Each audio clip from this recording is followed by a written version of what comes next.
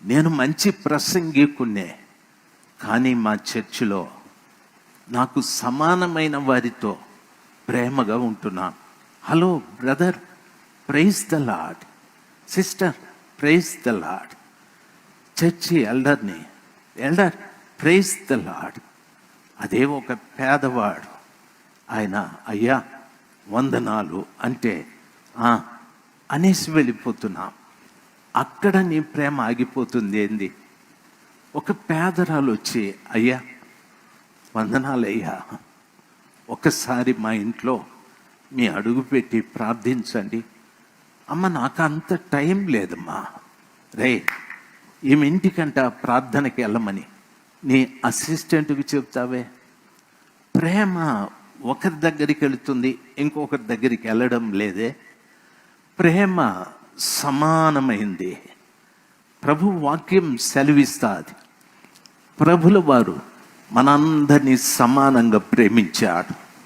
మన సంఘంలో ఉన్న పేదలు కానీ, పెద్దవాళ్ళు కానీ, ధనవంతులు కానీ అందరినీ సమానంగా ప్రేమించే ప్రేమ దైవ సేవకుడు కలిగి ఉండాలి. నీ ప్రేమ కొందరికే పరిమితమైతే కానుకిచ్చేవారికి, బహుమానాలు ఇచ్చేవారికి, దశమ భాగం ఇచ్చేవారికి, ధనవంతులైన వారికి, ఉద్యోగస్తులకి నీ ప్రేమ పరిమితమై మిగిలిన వారికి నీ ప్రేమ లేదు అంటే నీవు యూస్లెస్, నీవు వ్యర్థుడవి, నీవు చిగురించు అహరోను కర్రవి కాదు. యూస్లెస్. ఒకవేళ నీ సంఘంలో 1000 మంది ఉండొచ్చు, 2000 మంది ఉండొచ్చు. నువ్వు చెప్పచ్చు మా చర్చి రోజు రోజు అభివృద్ధి అవుతుందని. ముళ్ళ చెట్లు కూడా అభివృద్ధి అవుతున్నాయి, పనికిరాని పిచ్చి మొక్కలు కూడా అభివృద్ధి అవుతున్నాయి. దయచేసి గమనించాలి.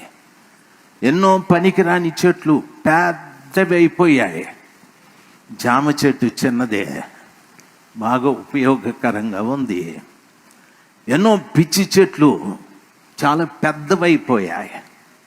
అయితే చిన్న నిమ్మ చెట్టు చిన్నదే, మంచి నిమ్మకాయలు ఇస్తూ ఉంది.